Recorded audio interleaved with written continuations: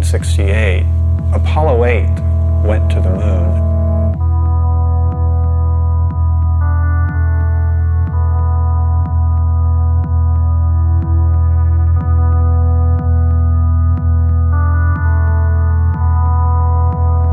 They didn't land, but they did circle the moon. And I was watching it on television, and at a certain point, one of the astronauts casually said, "We're going to turn the camera around and show you the Earth." And he did. And that was the first time I had ever seen the planet hanging in space like that. And it was profound. I think that for me, like for many other people, it was quite a shock. I don't think any of us had any expectations about how it would give us such a different perspective. I think the focus had been, we're going to the stars, we're going to the other planets, and suddenly we look back at ourselves and it seems to imply a new kind of self-awareness. One of the astronauts said, when we originally went to the moon, our total focus was on the moon. We weren't thinking about looking back at the Earth. But now that we've done it, that may well have been the most important reason we went.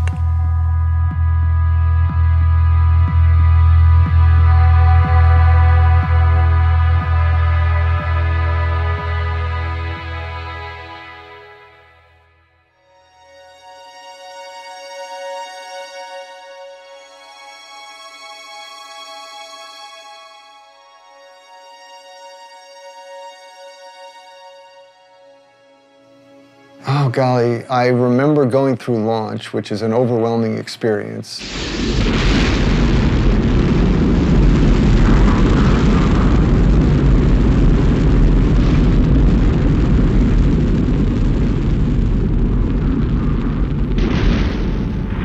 The engines cut off.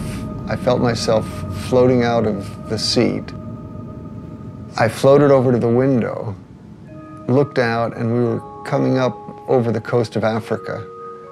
And that's when it hit me. I'm in space.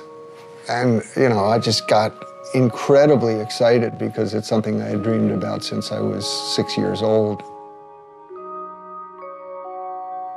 I think you start out with this idea of what it's going to be like.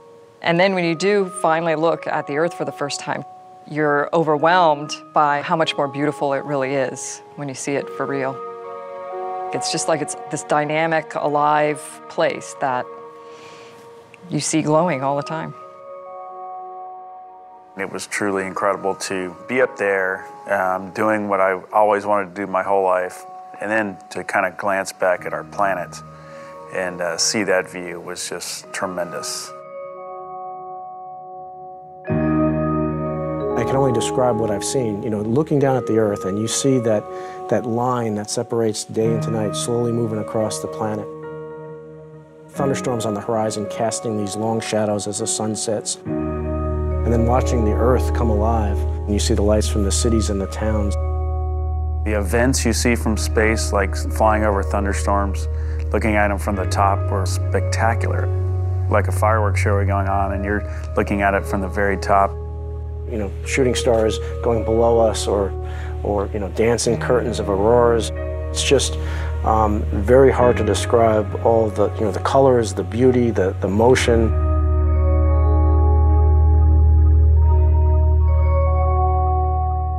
My job as lunar module pilot was to be responsible for the lunar module itself and responsible for the science on the moon. So when we started home, I had a little more time to look out the window than the other guys because most of my responsibilities were completed.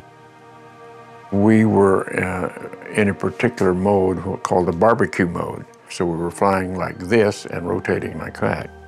What that caused to happen was every 2 minutes, a picture of the Earth, the moon, the sun, and a 360-degree panorama of the heavens appeared in the spacecraft window.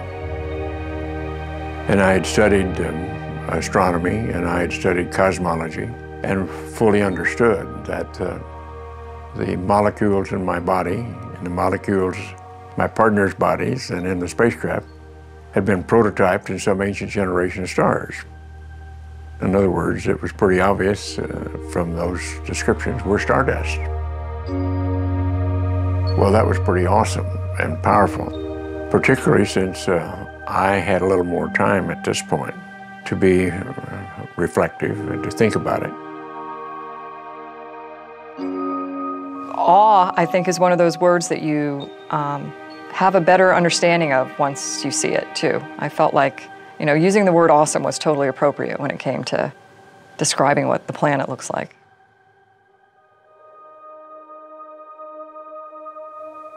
To have that experience of awe is, at least for the moment, to let go of yourself, to transcend the sense of separation. So it's not just that they were experiencing something other than them, but that they were at some very deep level integrating, realizing their interconnectedness with that beautiful blue-green ball. And this is why the astronauts, particularly in the International Space Station, often say that much of their free time is filled with what they call Earth gazing, just staring out at the Earth. They can stare for hours because the changing scenery, the interactivity of the biosphere, all of this has an incredible aesthetic impact. The beauty of seeing Earth as a planet, as opposed to being down here among it, is a wonderful experience to then start to get into what we call the big picture effect or the overview effect. I was flying cross country from the East Coast to the West Coast in the 1970s. And I was looking out the window, and as I was looking down at the planet, the thought came to me, anyone living in a space settlement or living on the moon would always have an overview. They would see things that we know, but we don't experience, which is that the Earth is one system, we're all part of that system, and that there is a certain unity and a coherence to it all. And I immediately called it the overview effect. You do, from that perspective, see the Earth as a planet. You see the sun as a star. We see the sun in a blue sky, but up there you see the sun in a black sky. So yeah, you are seeing it from a cosmic perspective. We've been evolving from the beginning of civilization to a larger and larger perspective of life on the Earth. But the next natural evolution is understanding the life in space. That is, the fact that the Earth, as Buckminster Fuller used to famously say, is a spaceship, Spaceship Earth. We are in space already. It's just that we haven't brought that into our perspective as we live here on Earth. The overview effect is simply the sudden recognition that we live on a planet and all the implications that it brings to life on Earth.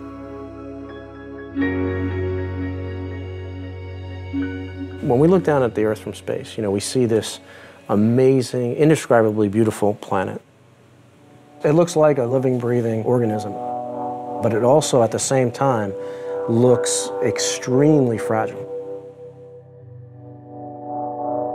Because you go outside on a clear day and it's the big blue sky, and it's like it goes on forever, right? And how could we possibly, put enough stuff into it to fill it up with things that really change it? And yet, you see it from space, and it's this thin line which is just barely hugging the surface of the planet.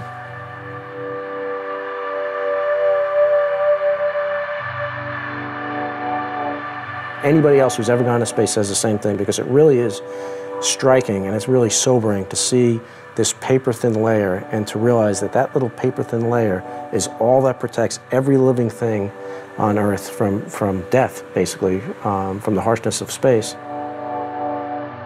There's this very poetic concept that a lot of people express, that there are no boundaries from space. And I've heard a lot of my astronaut colleagues say that. Unfortunately, it's not true. You do see boundaries. They're mostly the result of human impact.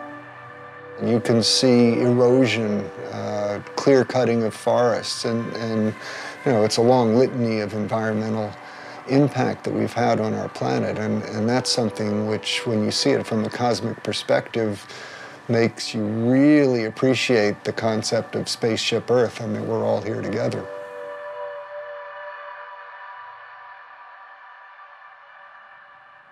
After I came back and tried to understand what this experience was all about, I could find nothing in the science literature about it, and nothing in the religious literature that I looked at. So I turned to the local university and asked them to help me with what I saw. And when they came back to me a few weeks later and said, well, in the ancient literature, we found a description called Salvakapa Samadhi. And they said that means that you see things as you see them with your eyes, but you experience them emotionally and viscerally as with ecstasy and a sense of total unity and oneness. And I said, well, that's exactly what the experience was. And so it's rather clear to me as I study this, it wasn't anything new, but was something that was very important to the way we humans were put together. Many of the great wisdom traditions of the earth have pointed to what we're calling the overview effect. That is to say, they have realized this unity, this oneness of all life on earth and of consciousness and awareness. Within the Western tradition, I think it's quite new and quite shocking because there's been much more of a sense of separation. But if you look at other non-Western cultures, especially in Asia, the emphasis on those has always been on realization that the self and the world are not separate from each other, but that they're really interconnected, that the individual self and the species as a whole is a manifestation of the larger whole. As you go into your mind in a contemplative way, the sense of the living reality of the planet becomes obvious. You become more in tune with the natural world. This is very akin to the direct perception that the astronauts have. So it's no wonder that many people have likened the overview effect to a spiritual or meditative experience, although it's not exactly that. It's a cognitive shift that very often can produce a kind of meditative experience.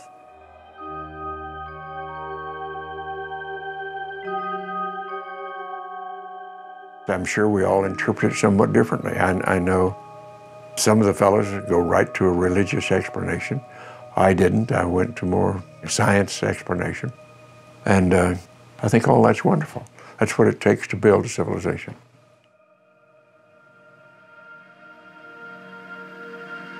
This view of the Earth from space, the whole Earth perspective, I think is the true symbol of this age. And I believe that what's going to happen is there's going to be a greater and greater interest in communicating this idea, because after all, it's key to our survival. We have to start acting as one species with one destiny. We are not going to survive if we don't do that. We're seeing very clearly that if the Earth becomes sick, then we become sick. If the Earth dies, then we're going to die. People sense that something's wrong, but they're still struggling to go back and find out what the real roots of the problem are. And I think what we need to come to is the realization that it's not just fixing an economic or political system, but it's a basic worldview, a basic understanding of who we are that's at stake. And a part of that is to come up with a new story, a new picture, a new way to approach this and to shift our behaviors in such a way that it leads to a sustainable approach to our civilization as opposed to a destructive approach. It is a fragile planet, and if we don't take care of it and we don't work together, then we are going to have bigger issues than we have now down the road. On a grand scale, that's, we're basically all living in this one ecosystem called Earth. And everything that you do on one side of the ecosystem affects the other side. And that is a new way for living for most of humanity. We humans are responsible for ourselves. And if we are endangering our future, then we've got to learn how to do it differently and to go forward into a sustainable period. And right now, that seems very difficult to see how it's going to be.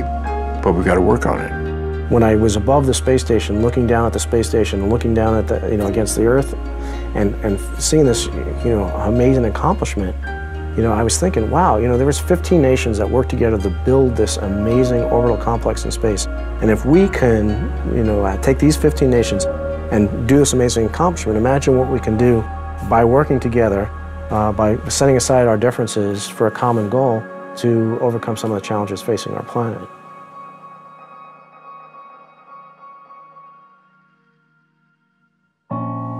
We have this connection to Earth. I mean, it's our home. And I don't know how you can come back and not, in some way be changed. It may be subtle. You see differences in, different people and the just general response when they come back from space. But I think collectively, everybody has that emblazoned on their memories, the way the planet looks. You can't take that lightly. It really, you realize that you've been blessed by the opportunity to see that. It really does look like this beautiful oasis out in the middle of nothingness. And if you have a chance for your eyes to adjust and you can actually see the stars in the Milky Way, it's this oasis against the backdrop of infinity, of this just, enormous universe behind it. And it's, really a very moving experience to be able to see that with your eyes. You look back at it and it's placed perfectly from the sun to take care of us, and you kind of take that reverse roll on about, okay, well, we need to be taking care of it too, so that it can continue to do that for us. And I don't know how you can't have a greater appreciation for it after you see it that way.